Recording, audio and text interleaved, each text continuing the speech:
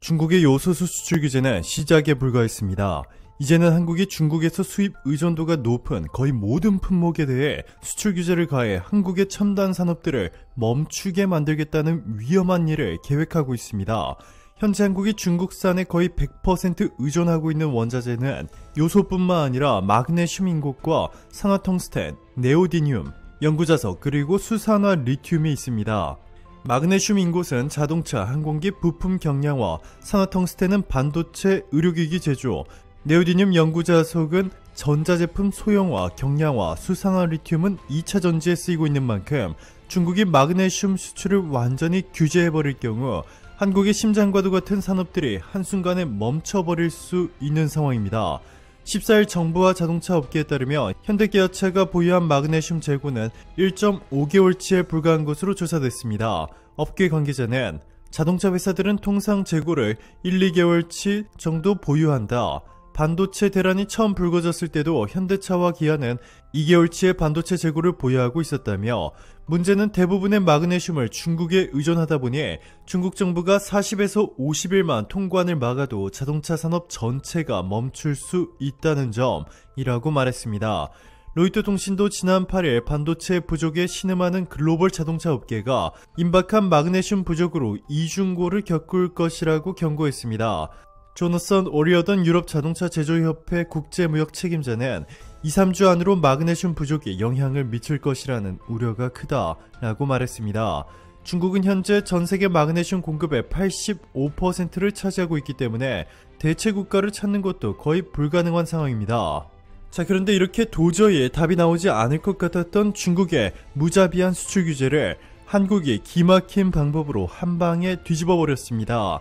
현재 전세계 마그네슘 공급을 독점하고 있는 국가는 중국이지만 매장량은 3위입니다.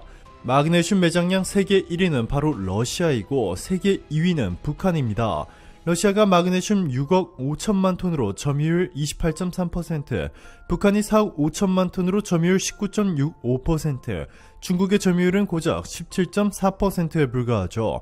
자, 그런데 한국이 놀랍게도 세계 1위와 2위인 러시아와 북한으로부터 막대한 규모의 마그네슘을 공급받을 수 있을 것으로 전망되고 있습니다.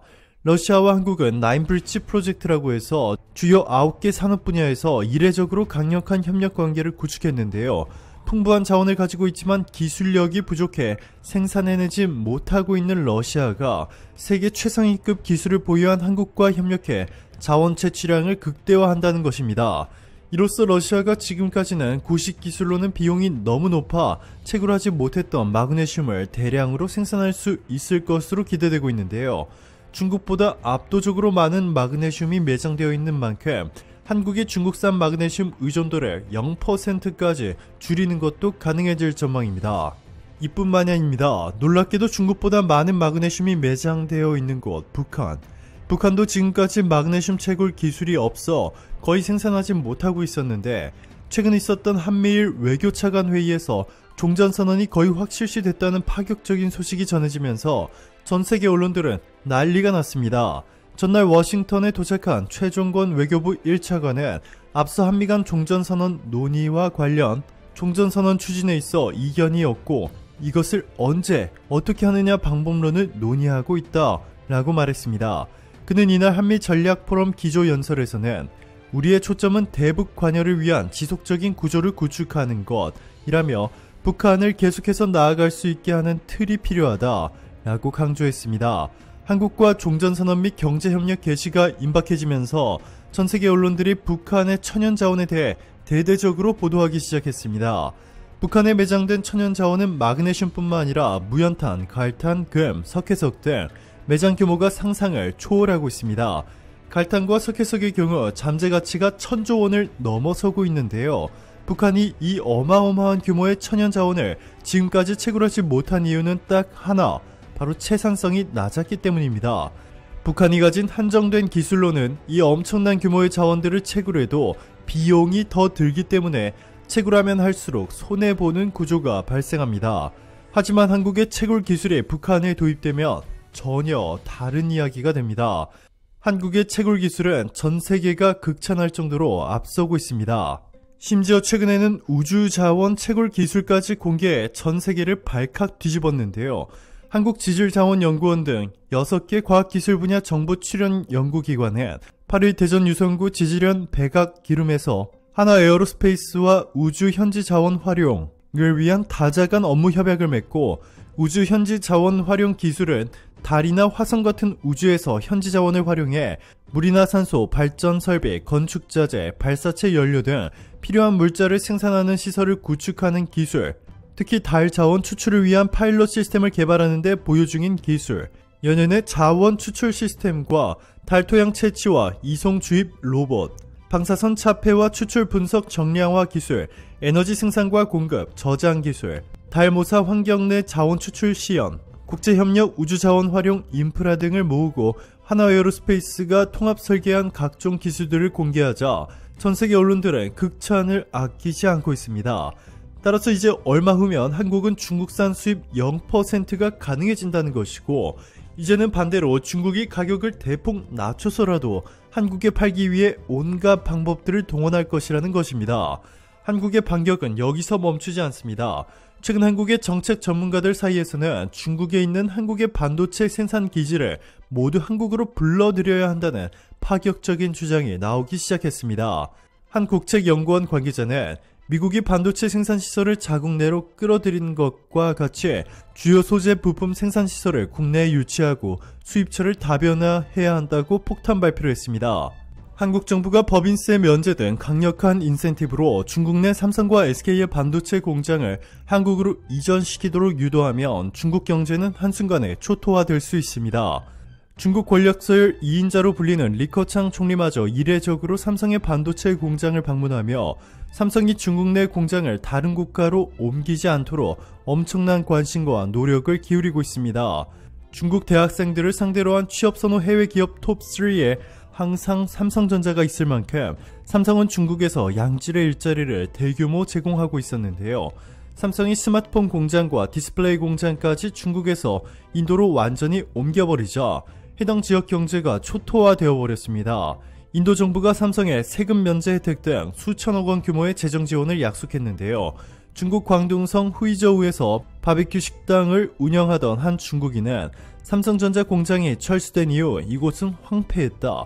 건물 10개 중 8곳이 공실이었고 주민들은 삼성 공장 없이는 생계를 유지할 수 없을 것이라고 토로했습니다. 삼성이 중국에서 스마트폰 공장을 철수한 후 지금까지 후이저우는 유령 도시가 됐다고 전했습니다. 여기에 마지막으로 남은 반도체 공장마저 중국에서 철수해버리면 중국 경제는 그야말로 초비상사태에 빠지게 되는데요. 심지어 최근에는 반도체 굴기를 선언하며 한국 반도체에 대한 의존도를 낮추려 했던 중국은 사기꾼에 3조 원 가까운 돈까지 날리며 난리가 난 상황입니다. 14일 블룸버그에 따르면 중국 칭다오의 실리콘 웨이퍼 생산을 늘리려 했던 인텔의 계획을 바이든 정부가 저지했습니다. 중국 내 반도체 생산량 확대를 최대한 늦추고 투자마저 어렵게 만들기 위한 조치인데요. 중국향 반도체 장비 수출을 막아서며 중국의 반도체 공급난을 유발하려던 전 트럼프 행정부 행동을 바이든이 이어가고 있습니다. 국가안보회의는 이미 중국, 러시아 등 전략적 경쟁국의 주요 공급망과 기술산업 자원의 해외 이전과 투자 규제 법안을 공동 발의한 밥 케이시 존 코닝 상원의원 측과 최근 회동한 것으로 알려졌습니다. 미국은 단순하면서도 전국을 찌르는 전략을 구사하고 있습니다. 트럼프 정부는 화웨이의 반도체 공급을 차단하고 네덜란드 반도체 장비업체 ASML이 중국의 극자외선 노광 장비를 공급하지 못하도록 압박했습니다. ASML은 세계에서 유일하게 EUV 노광 장비를 생산합니다. 이 장비가 없으면 생산 효율화의 핵심인 공정 미세화가 어려워집니다. 현대 반도체 산업의 핵심 중의 핵심이죠.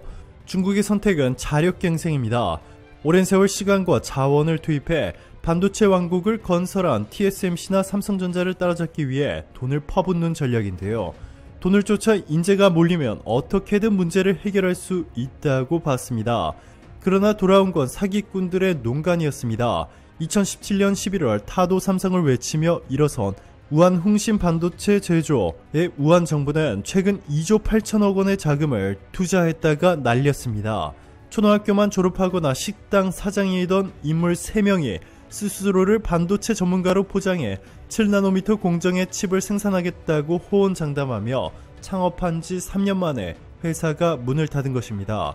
사장으로 영입한 TSMC 출신 정상희도 희생양이었습니다.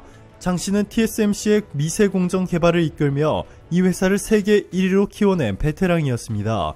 그는 껍데기뿐인 회사에 얼굴마담으로 영입된 사실을 알아차린 뒤 회사를 떠날 때 우한홍신 반도체 제조에서의 경험은 악몽이었다 라며 혀를 내둘렀습니다. 행운의 여신도 중국의 반대편에 있었습니다. 중국 동북부와 내몽골 지역에서 기록적인 폭설이 쏟아져 전기 공급이 끊기고 교통이 마비되는 등 피해가 속출했습니다. 11일 중국 중앙TV에 따르면 네이멍구, 통랴오 지역에서는 9일 오전 6시까지 46시간 연속 눈이 내려 누적 적설량 59cm를 기록했는데요. CCTV는 1951년 이후 가장 많은 눈이 내렸다고 설명했습니다. 오늘도 감사합니다. 최고로 멋진 하루 보내시길 바랄게요.